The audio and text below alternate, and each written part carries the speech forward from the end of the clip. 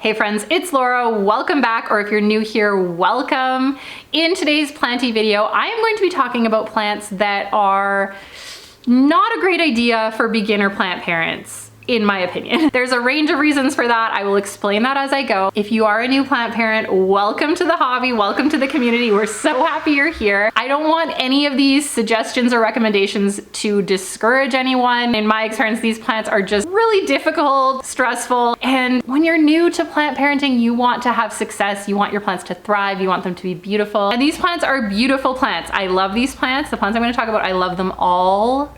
And you should definitely get them eventually. But if you are new, starting out, struggling, don't add extra stress. Don't feel bad about yourself if you kill these plants because they're difficult to take care of. I will be filming a good plants for beginner plant parents that will have some excellent recommendations for you. And I think as a whole, you'll be a lot happier if you just avoid these plants as you get started. Are we ready? Let's go.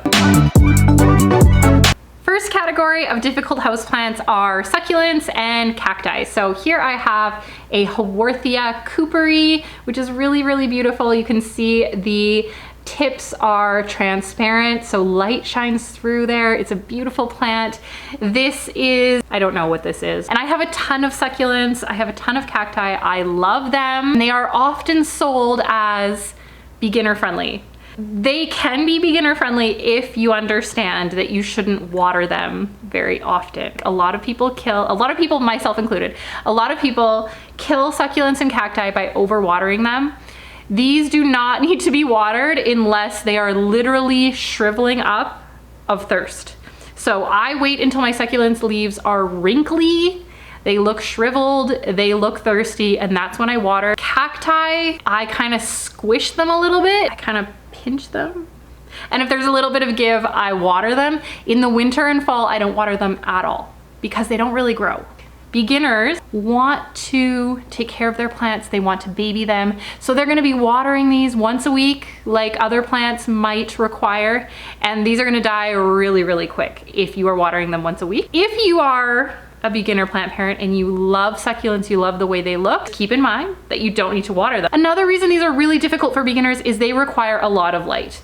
They need to either be on a very, very sunny windowsill or right by the window or under a grow light to grow well. If you live somewhere where you can keep them outside all year, they're gonna get tons of sun and heat, then they'll probably be pretty happy there as well. I live in Canada, so these definitely have to grow indoors and they grow under grow lights. I have a shelf of grow lights that is specifically for my succulents and cacti, and they get 18 hours of sun every day, and they're not even that big. It's another thing to consider if you're a beginner and you don't have a grow light set up yet, or you're giving this to someone who does not have a setup like that. You're gonna need a really, really sunny spot. They need a lot of light, they need a lot of sun, and they need careful watering. Also, succulents often need special pruning to look good, and I'll show you what I mean. So this is my Crassula Buddha's temple, and this is a really good example of this plant needs very careful pruning. Many succulents, I'm just picking off dead leaves as I talk, hopefully that's okay. Most succulents, as they grow upwards, the bottom leaves will start falling off. So you can see, and as a new plant parent, that can be concerning because you think your plant is dying.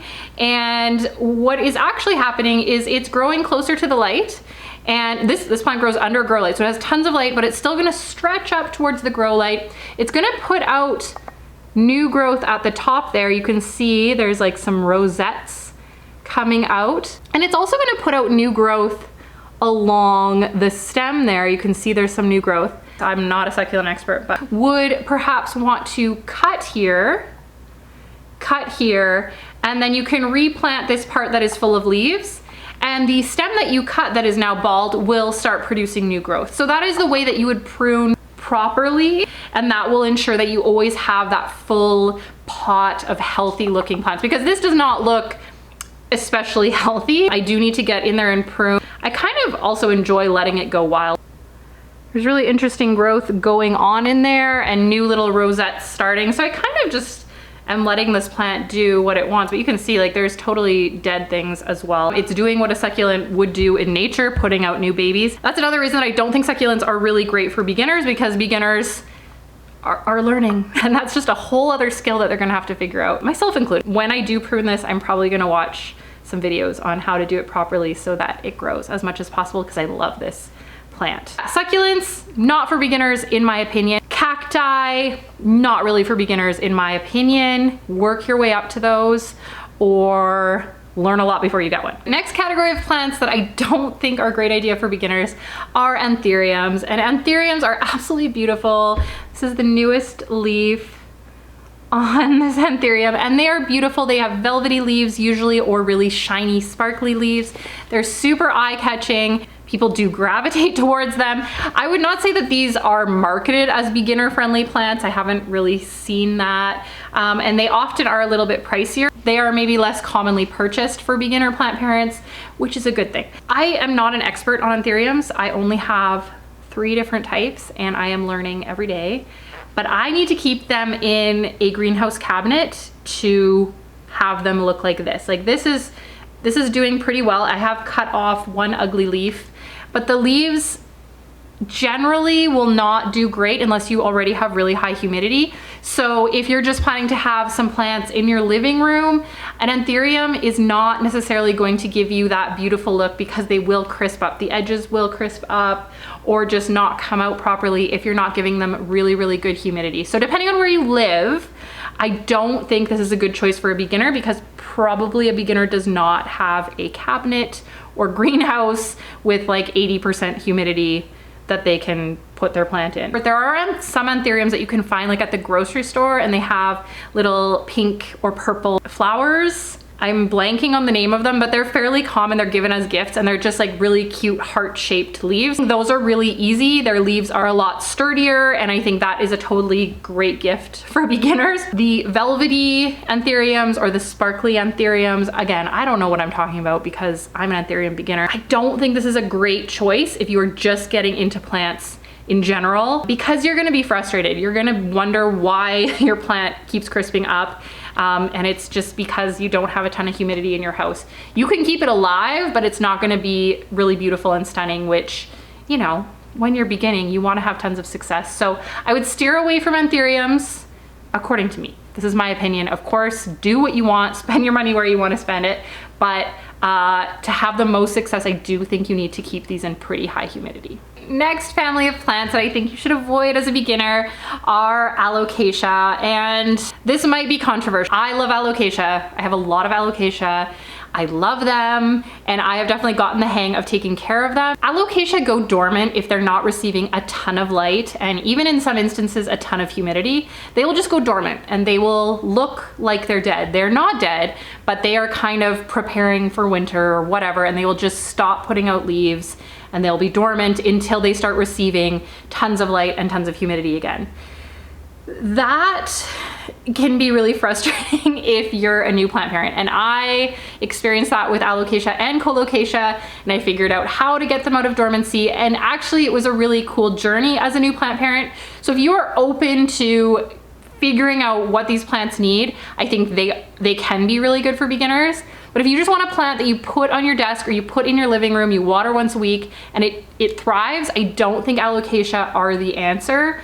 There are some that are a lot more forgiving than others. Alocasia amazonica sometimes is forgiving, but then sometimes it's super picky as well. These plants I keep in a cabinet, so they do get a lot of light and a lot of humidity. I could keep them out in my living room. They would be okay. I would have to make sure they're really close to a window, and I think they would put out smaller leaves. I don't really want to try, but like, look at how beautiful these leaves are. This is why I keep them in a cabinet, because I just want them to be like that. If you're a beginner, I'm not saying with Alocasia, this one's like kind of a sort of.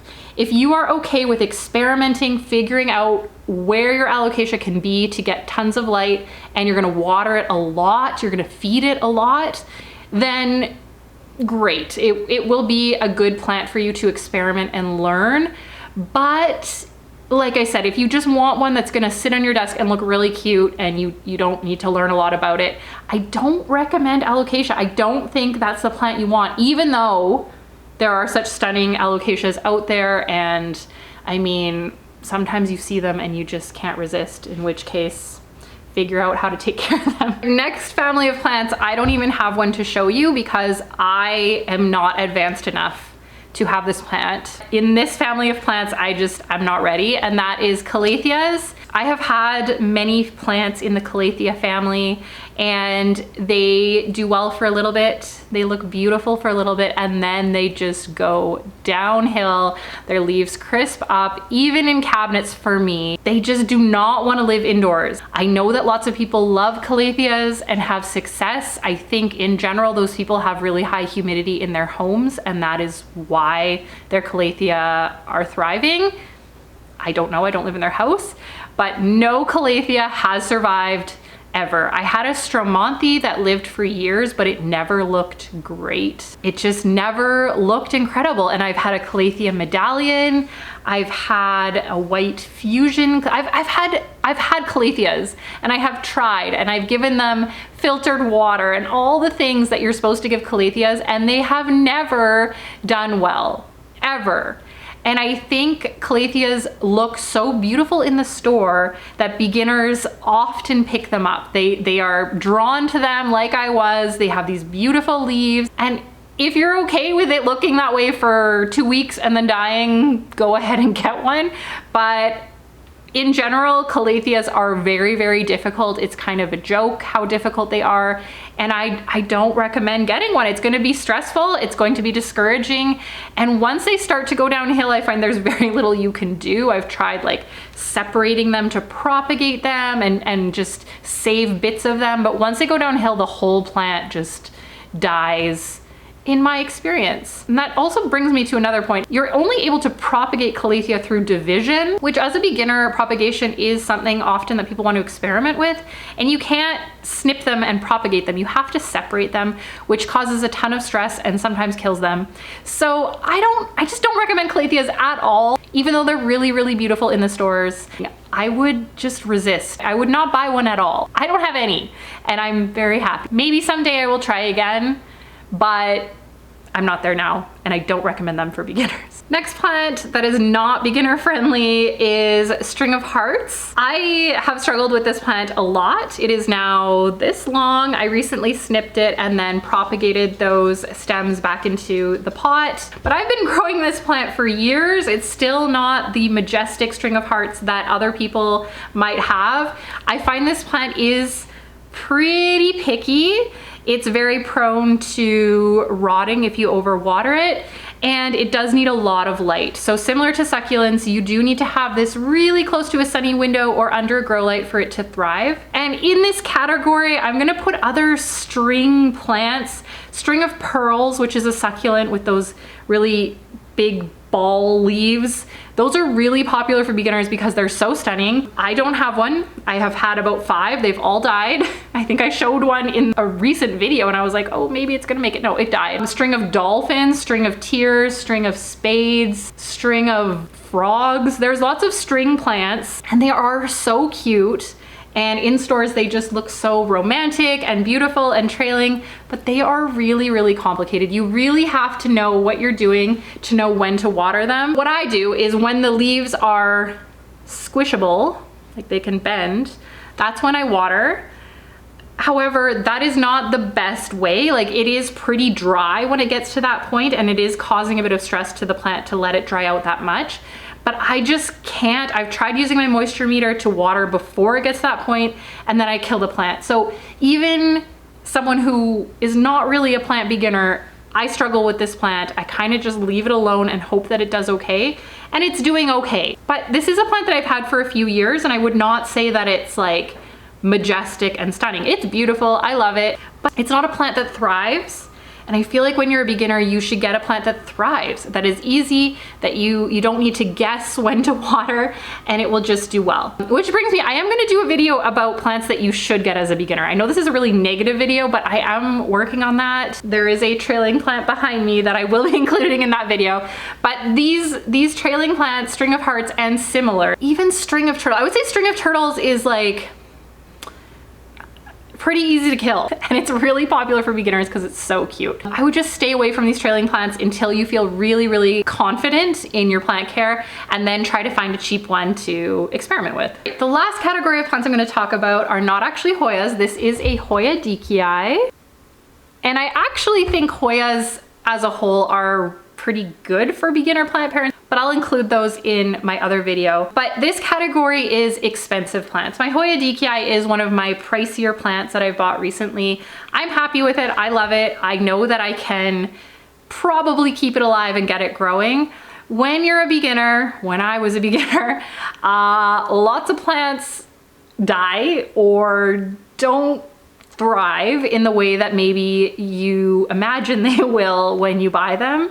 So if you spend a ton of money on a plant, there's that stress that, wow, I've spent a lot of money on it. If it dies, I'm out that money. I think if you are new to plants, you should be open to experimenting, open to things dying. Start with cuttings from friends, start with inexpensive plants that if you do kill them, it's okay. You feel still happy about plants. You don't feel discouraged. You don't feel like you went broke buying plants that died. A lot of people talk about plants as investments. Yes, they're investments, but they're investments that can die really, really easily. So if you are investing in plants, maybe you're going to propagate and sell the cuttings. Maybe you are going to just enjoy it for a long time, and in that way it's an investment. I would wait until you're really, really confident in your skills before investing in a very pricey plant. Start with a plant that if it dies, you're still happy, you're still excited about plants. I wouldn't venture into those fancier, rare, uncommon plants. Even me, who loves plants and has spent money on plants, I don't go into the several hundreds of dollars for plants personally, because I don't feel that confident in my skills that if it died, I wouldn't feel silly for buying that plant. And that's just me. Obviously, people should do whatever they want with their money, but if you're a beginner and you're just looking into plants, don't be spending tons of money because they might die, and that would be sad. A lot sadder than if they were, you know, $2 or free. All right, friends, that is all from me for today. Hopefully you found it interesting or informative. If you are a beginner plant parent, again, welcome to the hobby, welcome to the community. I'm gonna link a whole bunch of videos that I think would be helpful to a beginner plant parent. I'll have those linked below. I'm also gonna link my Skillshare course, which is a beginner course for houseplant care. So if you are new and you want to learn a little bit more about propagation, lighting, watering, pest prevention, all those things, I have a short course that you can do. With my link, you can try Skillshare for a month, and that is more than enough time to finish my course. So in theory, you can try the course for free. I will link that down below if you're interested. I hope you all have a wonderful day, and I hope to see you in my next video. Bye.